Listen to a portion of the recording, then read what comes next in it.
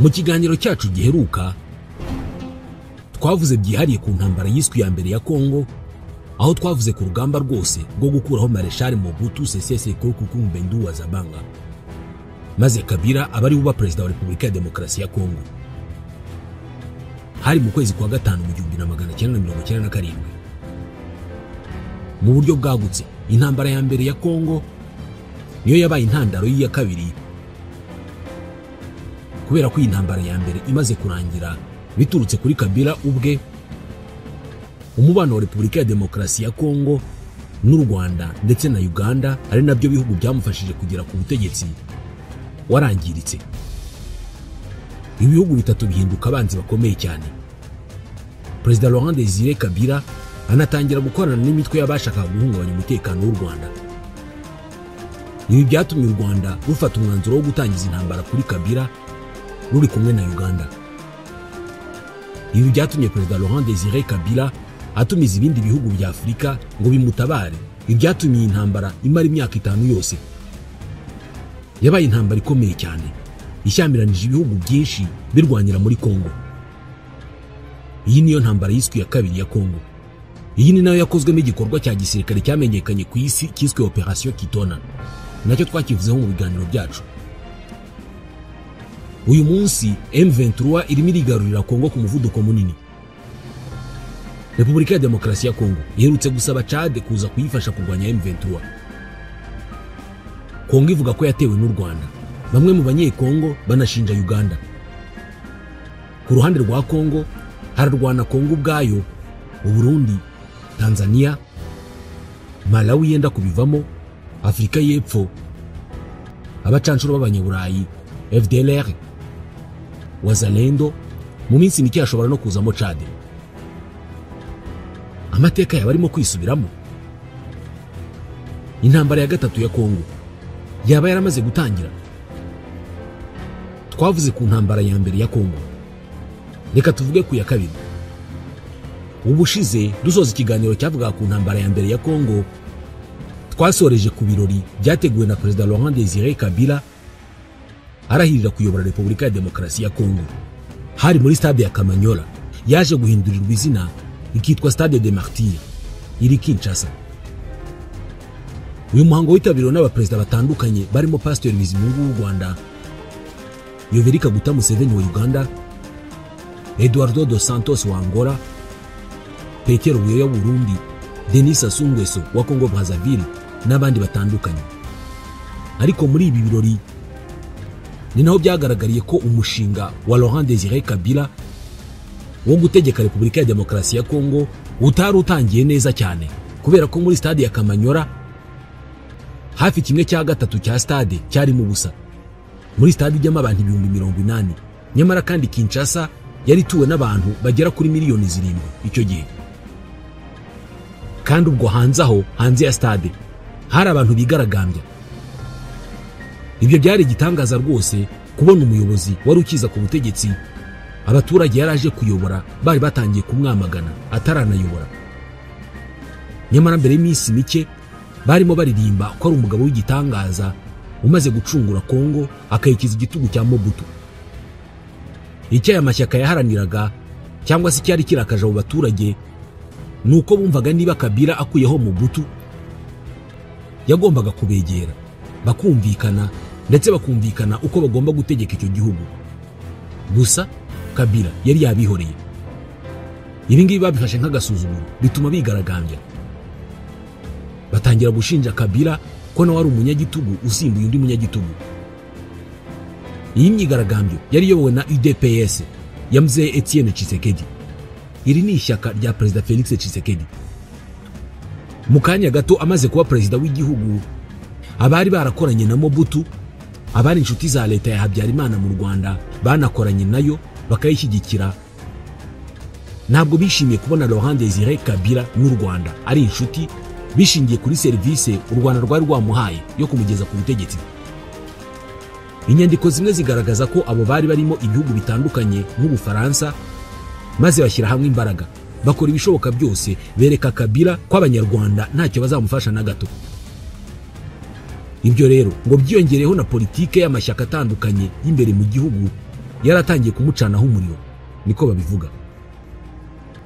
Maze Kabila atangira gutekereza ko kwivana muri ibyo byose ari ukwibagirwa uwamufashije, agahereza amaboko abandi batazi na byinshi, ku buryo yavuye muri Tanzania mu nzu yari yarahawe na leta ya Tanzania akagera i Kinshasa akaba perezida.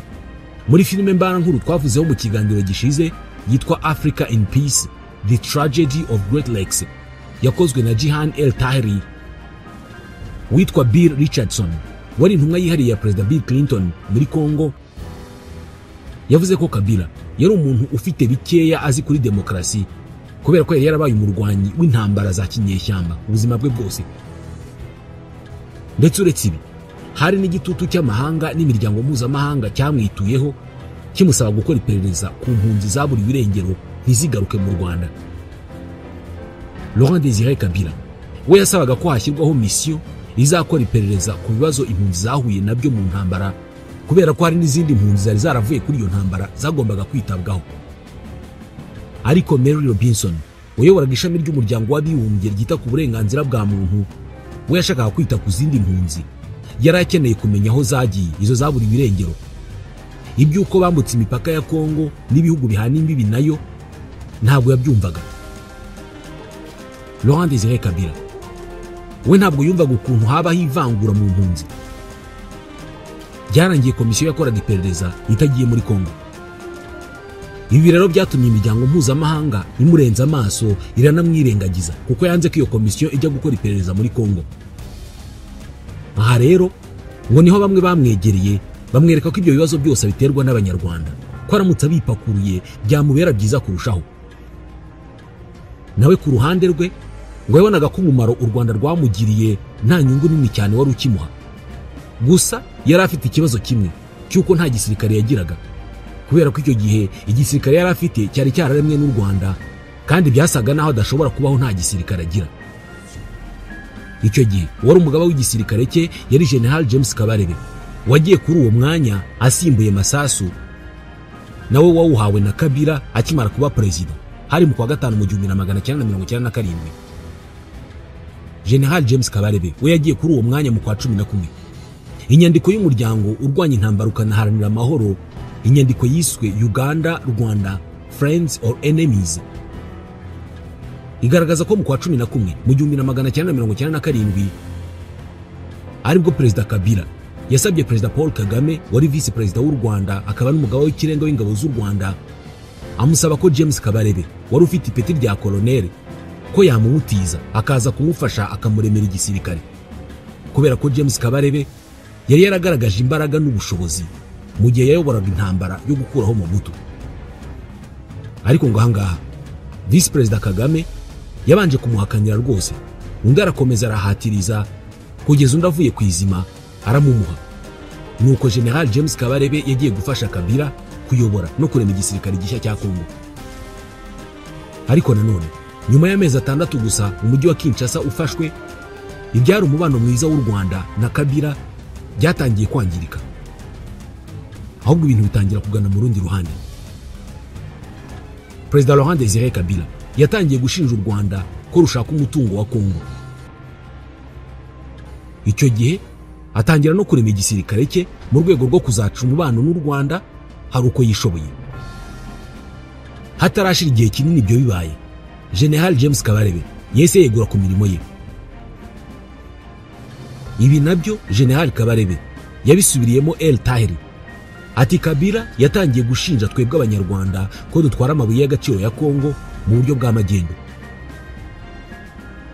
Ati namubwiye ko ntigeze nkorana na rimwe magendo mu buzima bwanjye, haba muri Kongo cyangwa se ahandi hose, ntabwo ari cyo cyatuzanye. Ati ako kanya nahise mugezaho ubwegure bwanjye. Ati Kabila aranyinginga ngo singende rwose nindeke kwegura hafi gupfukama n'amavi.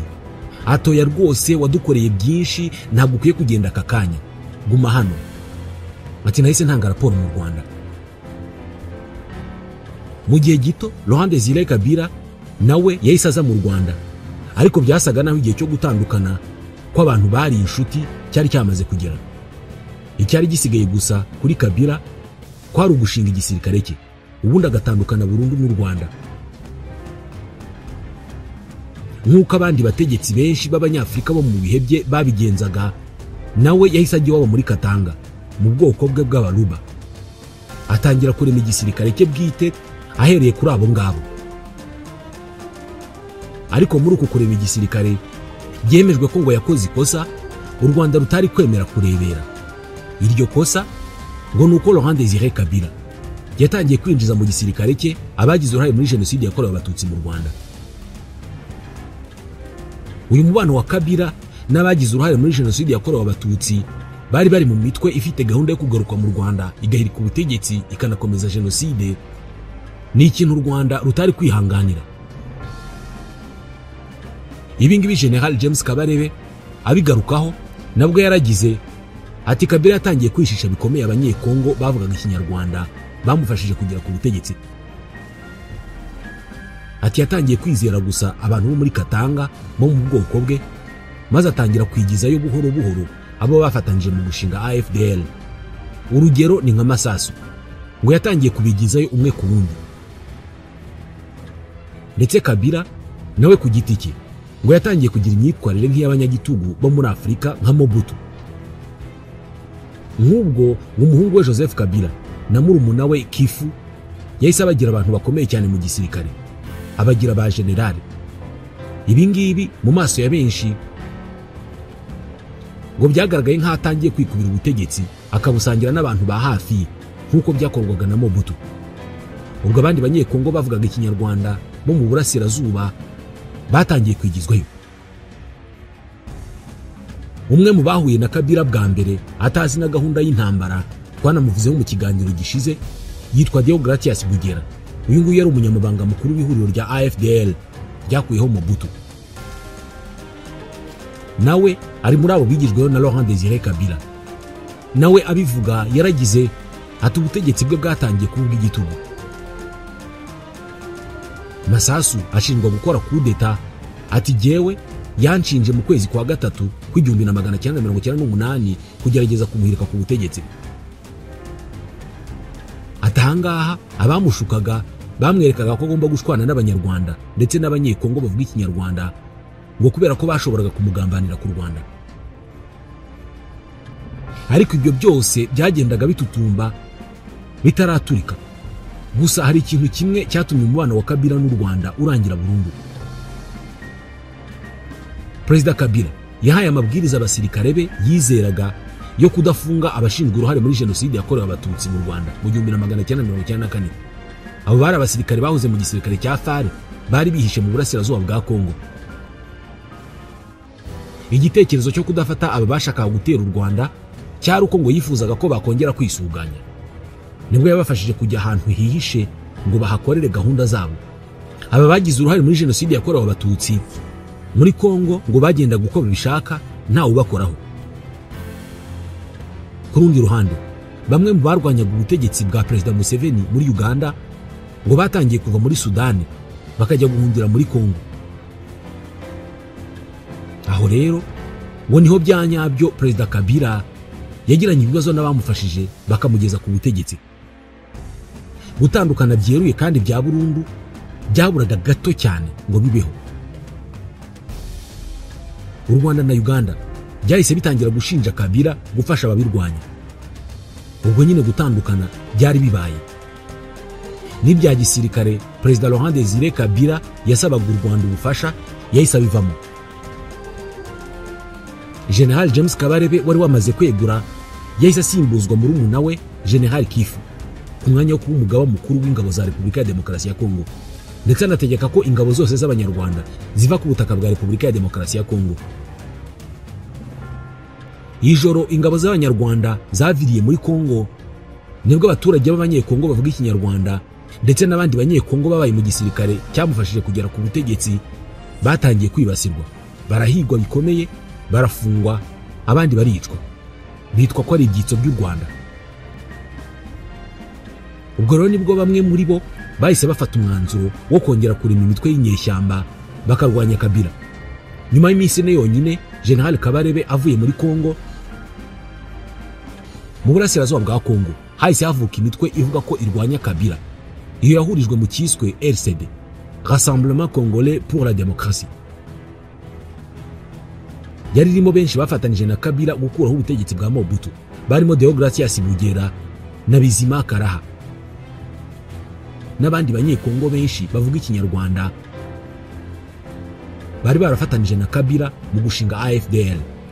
Iyi RCD yari iyobowe na Professeur Ernest Wamba Diawamba.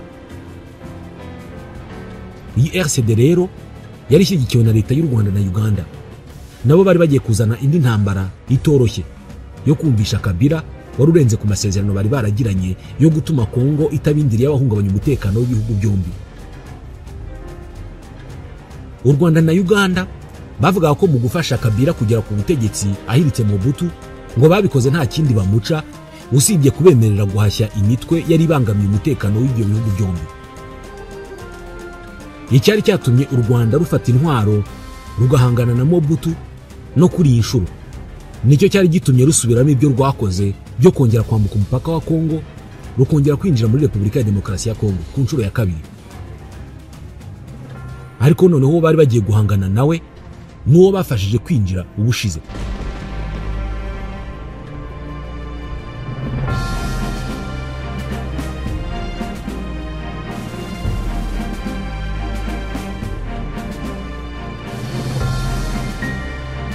Mu gihe imitwe irwanya Kabila yari itangije intambara, nawe yarabimenye ko intambara imuziye kandi yari abizi ko ari mu bufasha bw'ibihugu by'u Rwanda na Uganda. Ariko nk'uko yari abizi neza ko byamutwaye amezi 7 kugera Kinshasa, yumvaga ko naba ariko bigiye kubagendekera. Gusa aba bari bamuteye banamugejeje ku butegetsi, ibi ngibi nabo bari babizi ndetse kumurusha. Uko niko mu gutungurana gukomeye ku itariki ya 4 kwa munani mu 1998 ingabo zigera kuri 800 z'abanyarwanda zirimo abagande 31 barashisha imbunda ziremereye zari ziyobowe na General James Kabarebe zageze ku kibuga cy'indege cya Goma, maze zifata indege zitegeka abagenzi bari bayirimo kuruka. Izi ngabo zirayifashisha zigera ku kibuga cy'indege cya Kitona cyari mu ntara ya Bakongo. Ubwo nyine igikorwa cyaho izina rya Kitona Operation twigeze kuvugaho mu biganiro byacu kiba kiratangiye, ndetse kinatangiza intambara ya kabiri ya Kongo. Iyi ndege yagurukanye abasirikare ibavana ku birometero 2000 mu burasirazuba bwa Kongo ibageza mu birometero 500 byonyine mu marembo y'umurwa mukuru wa Kinshasa. Aba banyarwanda ku mabwiriza ya General James Kabarebe bafashe urugendo ruberekeza Kinshasa nyuma yo kwigarurira imijyi itandukanye kuva ku cyambu cya Matadi bahita bagana Kinshasa. Perezida Kabila acyumva ibyo yahise yihuta yerekeza mu ndege ava mu mujyi wa Kinshasa agira Lubumbashi. Ageze Lubumbashi yigiriye inama yo gutabaza ibihugu bya Angola na Zimbabwe ngo bimufashe muri iyo ntambara, nawe byemerera kwisanzura mu mabuye y'agaciro ya Kongo.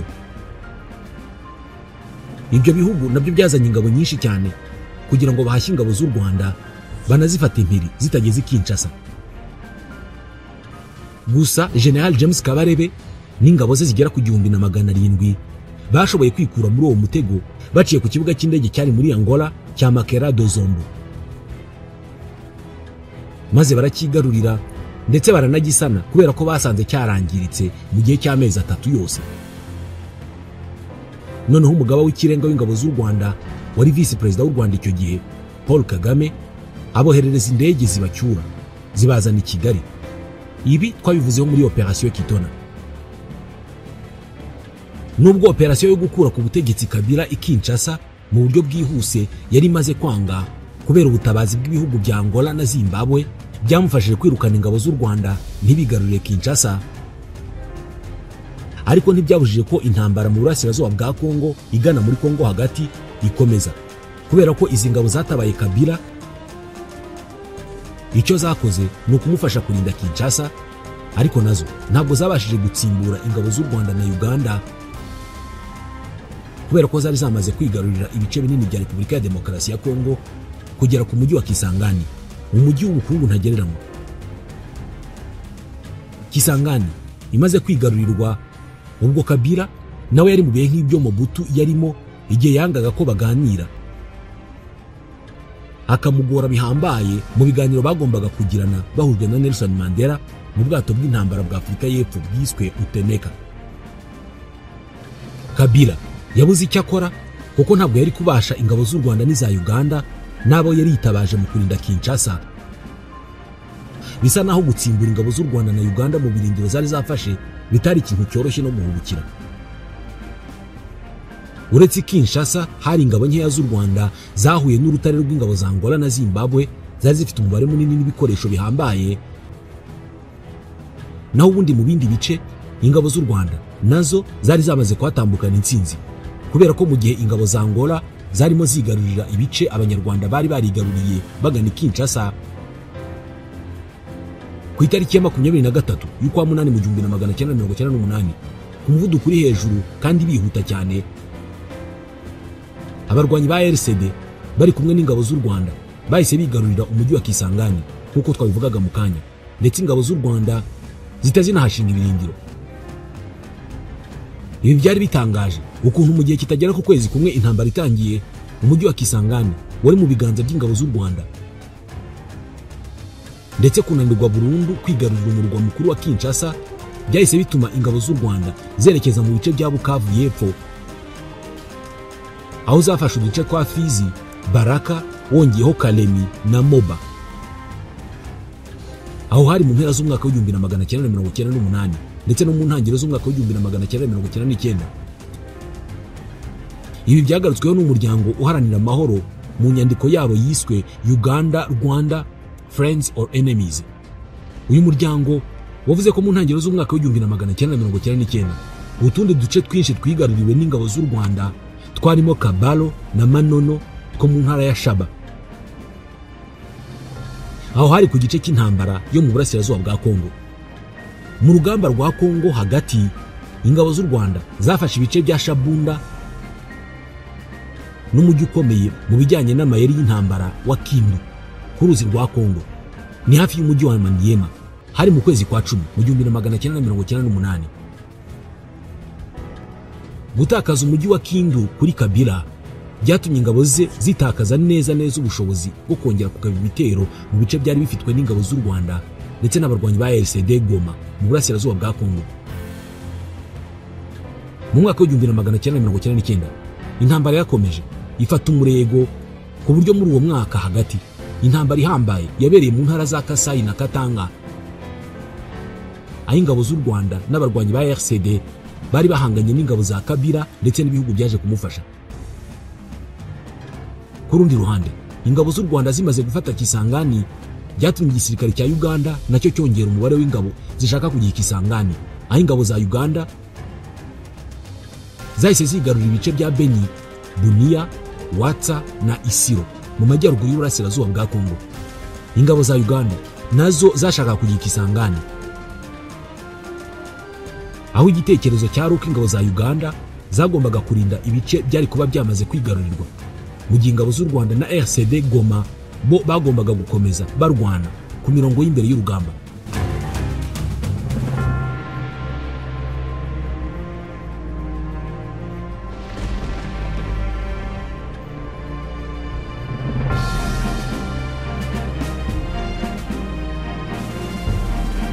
Mu bice bitandukanye bya Kongo mu mwaka w'1999 intambara yavuzaga ubuhuha.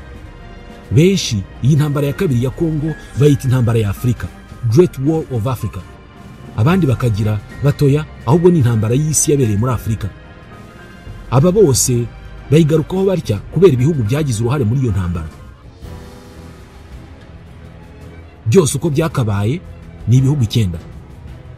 Ibyo bihugu 9 byagize uruhare muri iyo ntambara harimo u Rwanda, rwagiye mu ntambara kubera ikibazo rwari rufite ku mutekano warwo, kubera ko Kabila yarimo akorana n'abahoze mu ngabo za FARC n'intera hamwe bashaka guhungabanya umutekano w'u Rwanda.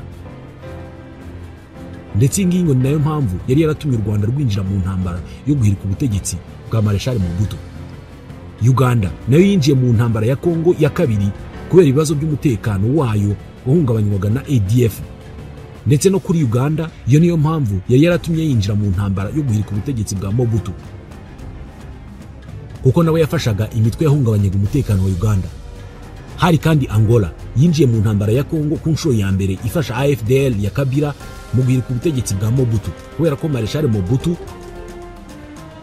nawe yateraga inkunga umutwe w'inyeshyamba wa UNITA wayoborwaga na Jonas Savimbi, uyu yarwanyije leta ya Angola.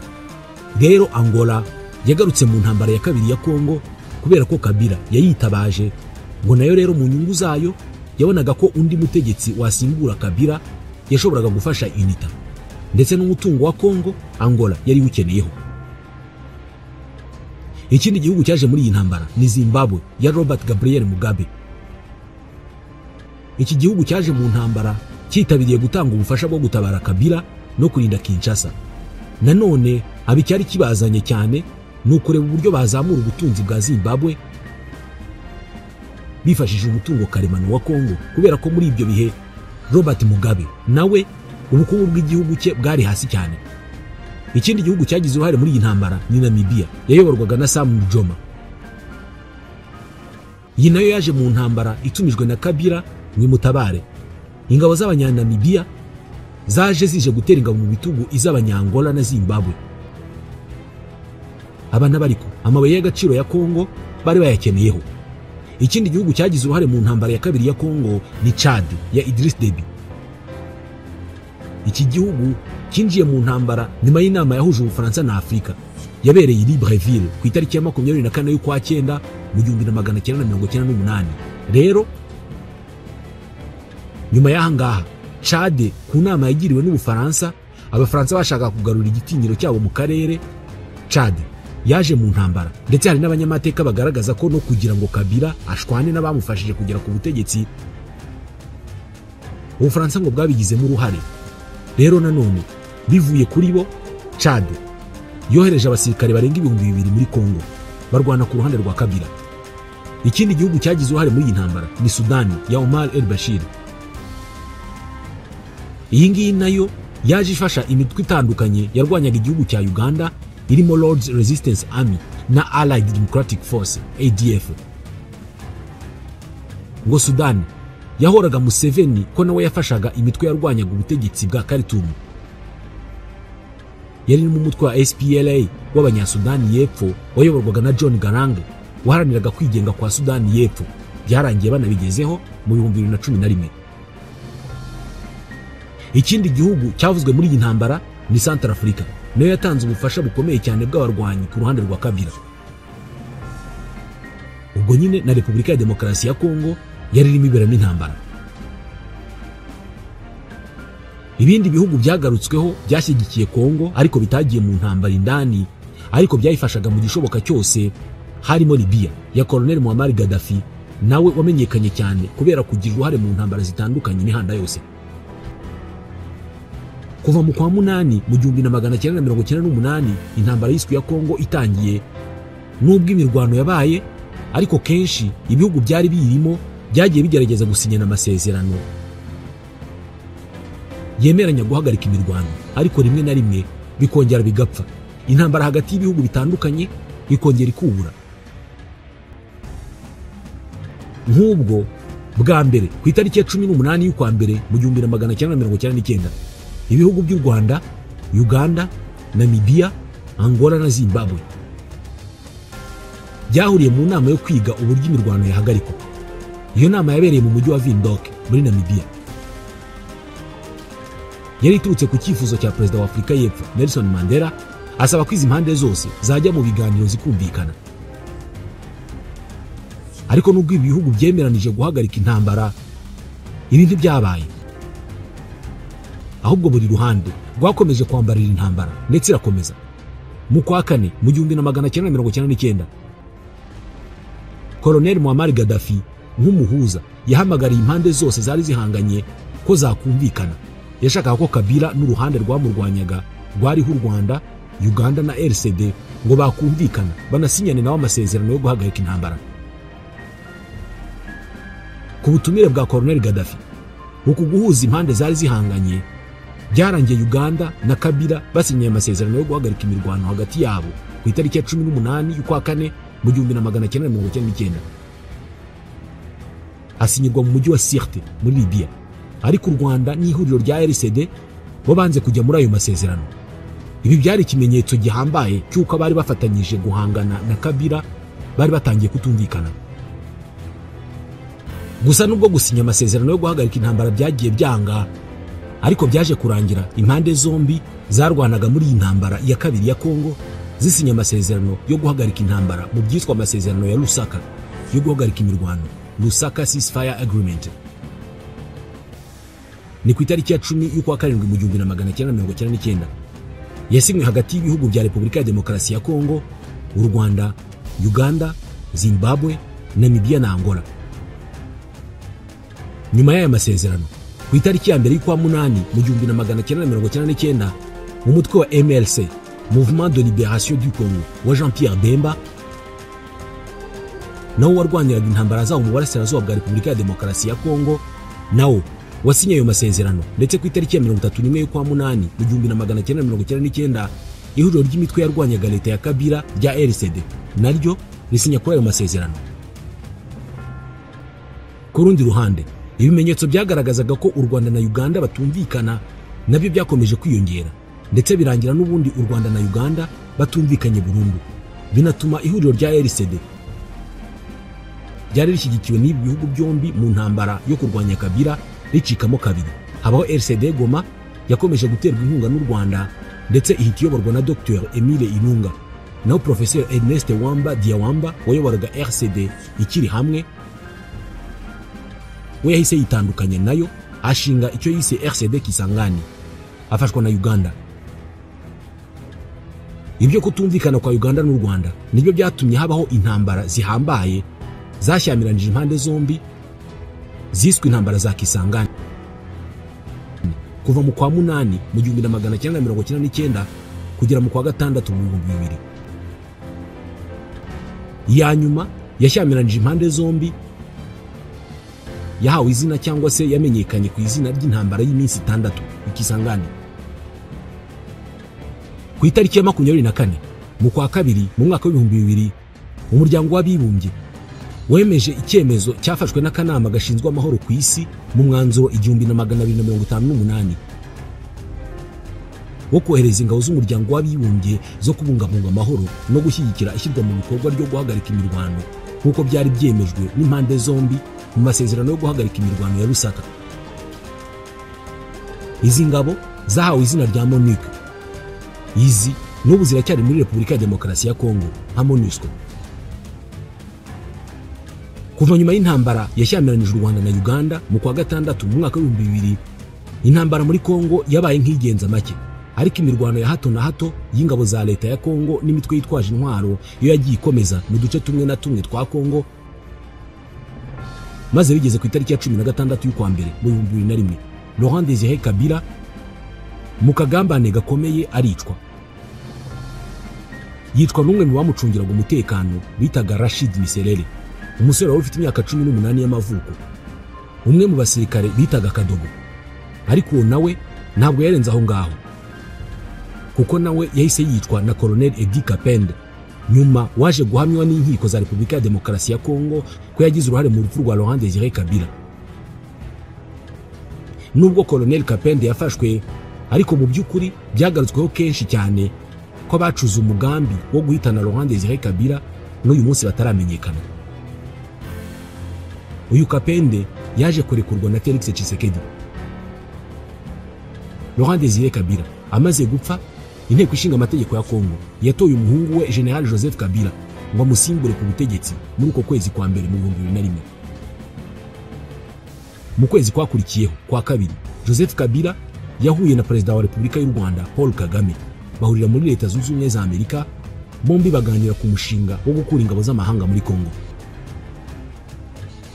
Nyuma y'ibiganiro byinshi ku mpande zitandukanye hashaka umuti w'ibibazo by'intambara ya kabiri muri Kongo, byageze aho hagati y'ukwezi kwa 4 n'ukwa 12 mu 2002 mu buhuza bwayowe na Afurika y'Epfo hasinywa amasezerano atandukanye asoza intambara muri Kongo, kandi mu buryo bwa burundu, kubera ko nk'ubu ku itariki ya 14 y'ukwa 4 mu 2002 hasinywa amasezerano y'ubwumvikane, the Sun City Agreement, hagati ya leta ya Kongo n'imitwe itandukanye y'abarwanyi yayirwanyaga, maze bemeranya gushinga leta ihuriweho no kurema Kongo imwe ifite imitegekere ishingiye kuri demokarasi, igendera kuri politiki ishingiye ku mashyaka menshi ndetse n'amatora aciye mu mucyo kandi yitabiriwe na buri wese kandi mu bwumvikane. Banemeranije gushinga igisirikare kimwe. Gusa aya masezerano ntabwo yahise ahagarika intambara, gusa yagabanyije imirwano hagati y'ingabo za leta n'abarwanyi b'iyo mitwe. Ku itariki ya 30 y'ukwa karindwi mu 2002 nanone ubutegetsi bwa Repubulika ya Demokarasi ya Kongo bwasinyiye amasezerano y'amahoro na leta y'u Rwanda. Perezida Paul Kagame na Joseph Kabila bahurira muri Afurika y'Epfo mu mujyi wa Pretoria, maze basinyana amasezerano yiswe aya Pretoria. Ni nyuma y'ibiganiro byamaze iminsi 5. Aya masezerano yarashingiye ku bintu bibiri by'ingenzi. Icyambere ni uko u Rwanda rwagombaga gukura abasirikare barwo bagera ku 20,000 ku butaka bwa Repubulika ya Demokarasi ya Kongo, ntihasigare n'umwe. Icya kabiri ni uko Kongo yagombaga gusenya burundu no kwambura intwaro imitwe yari igizwe n'abashaka guhungabanya umutekano w'u Rwanda, bari bagizwe n'abasize bakoze jenoside yakorewe abatutsi mu Rwanda. U Rwanda ibyo rwashyizeho umukono rwatangiye kubishyira mu bikorwa nyuma y'igihe gito. Abasirikare b'u Rwanda bari mu burasirazuba bwa Kongo batangiye gucyurwa mu Rwanda kugera bose bashizeyo ku itariki ya 5 y'ukwa 10 mu 2002, ndetse n'ingabo z'umuryango w'abibumbye MONUSCO icyo gihe nazo zemeje ko rwose ingabo z'u Rwanda zavuye muri Kongo. Ku itariki ya 6 y'ukwa 9 mu 2002 nanone leta ya Repubulika ya Demokarasi ya Kongo yasinyanye amasezerano y'amahoro n'ubutegetsi bwa Uganda, impande zombi zihurira i Rwanda muri Angola. Aya masezerano yiswe Rwanda Agreement. Ibi bihugu byemeranije ko Uganda ikura ingabo zayo muri Kongo zari mu gace ka Bunia, ndetse ibihugu byombi byiyemeza guteza imbere umubano, ndetse Uganda ihita yakuriza ingabo koko.